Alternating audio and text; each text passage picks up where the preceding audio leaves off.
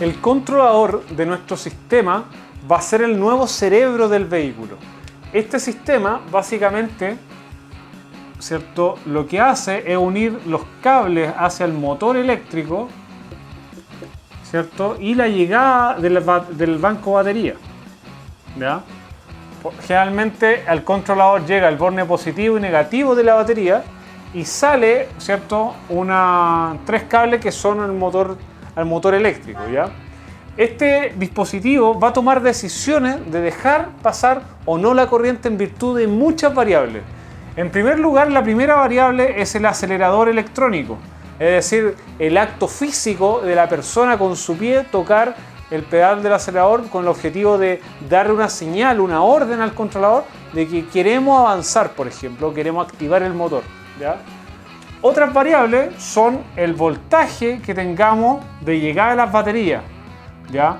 La temperatura, va a setear la temperatura del motor, va a setear la temperatura a lo mejor también de las baterías, va a tener seteado las diferentes temperaturas de los puntos críticos. Si hay una temperatura que asciende bastante, va a tomar la decisión de simplemente no funcionar. A lo mejor va a tener una variable integrada de humedad. Si detecta agua, por ejemplo, no va a funcionar, ¿ya? Está muy protegido, generalmente son dispositivos que tienen un IP bastante elevado, es decir, un indicador de protección bastante elevado. Si va a detectar polvo, a lo mejor hay controladores que son mucho más sofisticados y esperan a lo mejor diferentes tipos de señales respecto al piloto, es decir, si se prendió el auto con la llave va a funcionar, si no, no.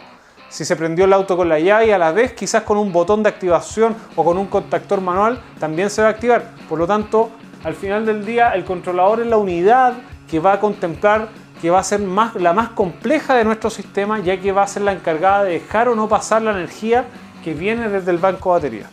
Aquí podemos ver, por ejemplo, un diagrama de un controlador. Esto que se ve en verde es el controlador con sus diferentes puentes rectificadores, condensadores, resistencia, etc. Fusibles también, ese fusible eléctrico se rompe, ¿cierto?, si que pasa un nivel de corriente bastante elevado. Por ejemplo, este es un fusible de 300 amperes, ¿ya? Al pasar 300 o más amperes, lo más probable es que se va a romper aquí al medio, ¿cierto?, con el objetivo de proteger el sistema, ¿ya? Por otro lado, tenemos diferentes tipos de sensores. Muy probable que ahí vamos a también tener sensores. Este es un sensor de corriente continua que es muy probable que también tengan integrado este tipo de sistemas, ya que tienen que sensar cuánta es la corriente que va pasando, ¿ya? Generalmente el controlador tiene conectado el cargador, ya tenemos conectado el cargador, necesita esa información. Los controladores más complejos tienen seteada esa información. Como les decía anteriormente, el pedal del acelerador, ¿ya?, le interesa también si el sistema, el medidor de baterías, para poder setear cuánto es el voltaje que tiene la batería y tomar la decisión de activarse o no. Generalmente los controladores también es muy interesante saber que tienen integrados códigos de falla, ¿ya? Muchas veces los fabricantes principalmente hacen sus vehículos para que uno no conozca las fallas que puede llegar a tener el controlador, y así simplemente la persona del servicio técnico solamente pueda saber qué es lo que está sucediendo por medio de a lo mejor conectándole algún dispositivo hacia un computador, ¿ya?, y poder revisarlo. Sin embargo, hay otros controladores que tienen códigos de falla ya sean con luces o con sonido. Por ejemplo, si tiene dos sonidos, significa a lo mejor que el voltaje de la batería es muy bajo, ¿ya? Si tiene 3 sonidos, es que detectó humedad el sistema, ¿ya? Tiene 4 sonidos, es que a lo mejor el voltaje de la batería es muy alto.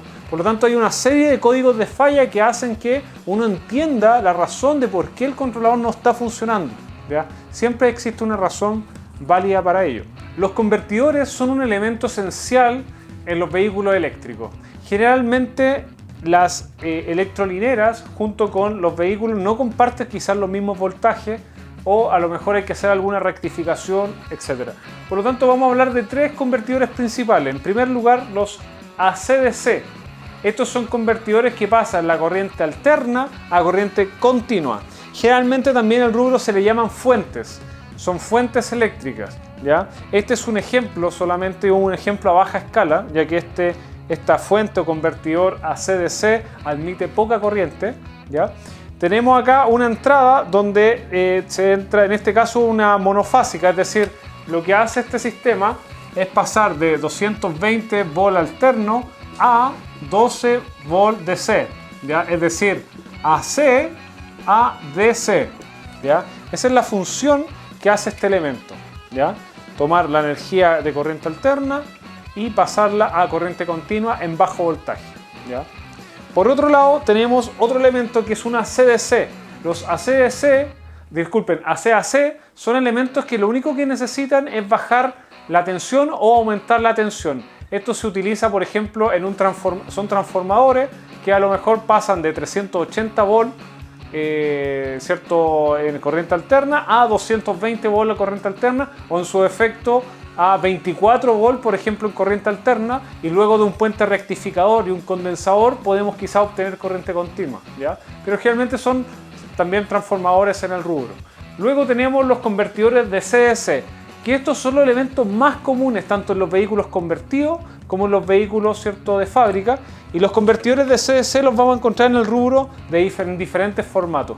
Por ejemplo, este es un convertidor de CDC bastante pequeño, ¿ya? Este convertidor de CDC lo que hace es inyectar una corriente, ¿cierto?, DC, quizás de alto voltaje, 40 volts quizás, o 60 volts en DC, y tiene una salida estable de 12 volts, lo que nos da una estabilidad quizás para sistemas de luces pequeñas, pero esto básicamente se utiliza en microcontroladores o elementos de electrónica bastante pequeños. Pero para alimentar a lo mejor un sistema de potencia más elevado de tu vehículo eléctrico vamos a necesitar DCDC más potentes. Este, por ejemplo, es un DCDC que en ficha técnica tenemos que pasa de 45 en un rango de 45 a 90 volts en su input, es decir, admite ese voltaje, y como output, ¿cierto?, una salida, tiene 13.8 volts, ¿ya? Por lo tanto, quizá este DCDC lo podemos conectar en paralelo a una batería y puede estar incluso cargando una batería de 12 volts, ¿ya? Porque tiene una salida de 13.8 volts. El objetivo de esto es, primero que todo, esto se activa con la señal del vehículo eléctrico, ¿ya?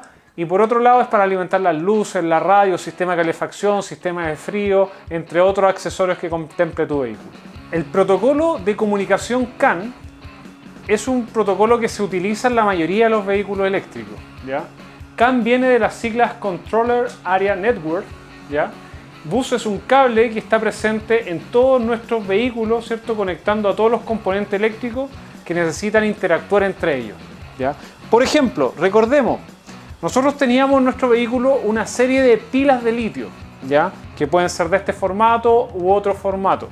Estas pilas de litio tienen asociado a ello un BMS. Por ejemplo, este es un BMS que se utiliza, ya este fue extraído de un vehículo eléctrico, ¿ya? Este BMS llegan todos los pines de comunicación, los cables de comunicación, para tener la información de temperatura, voltaje, corriente que pasan por los diferentes arreglos de pilas de litio, ¿ya? Y este BMS, yo puedo interactuar con este BMS a través de un sistema, ¿cierto?, USB CAN. Podemos ver ahí USB CAN. ¿Qué es lo que produce este elemento? Primero que todo, este elemento se conecta al BMS y por medio, obviamente, de este cable, que es un cable USB, ¿cierto?, ustedes lo pueden conectar al computador con el objetivo de extraer toda la información de tu banco de batería, poder setear variables, por ejemplo, el voltaje de corte, el voltaje de mínimo de batería, las corrientes máximas admisibles, temperaturas máximas admisibles. Muchas veces los fabricantes tratan de que el usuario no pueda acceder a esa información por miedo a tener algún riesgo asociado y solo puede acceder a lo mejor una persona autorizada de la automotora. Sin embargo, muchas veces en vehículos convertidos podemos acceder a este tipo de elementos, ¿cierto? Y por medio de un programa, obviamente, que se conecta a tu notebook, a tu computador, tú puedes tener la interfaz para poder utilizar por protocolo CAN, ¿cierto?, acceder a esta información muy relevante de tu sistema eléctrico. Las líneas de comunicación más importantes relativas a los protocolos CAN son la J1587, la J1708 y la J1939, ¿ya? Como en primer lugar, la J1587 y 1708 son las más usadas para transmitir códigos de avería y mensajes de advertencia de diferentes sensores u otros elementos. Por otro lado, tenemos la J1939 que transmite las señales más rápidamente. Es por ello que se usan para intercambiar la información entre diferentes unidades de control del sistema del vehículo. La comunicación LIN viene de su abreviatura de Local Interconnect Network. LIN Bus es una extensión del bus de datos CAN, ¿ya? Conecta actuadores o sensores con los correspondientes unidades de control. Aquí podemos ver diferentes elementos que conectamos, ¿cierto?, a través de LIN, que es el sistema de climatización, ¿cierto?, el sistema asociado al motor, puertas, asientos y techo inclusive del vehículo.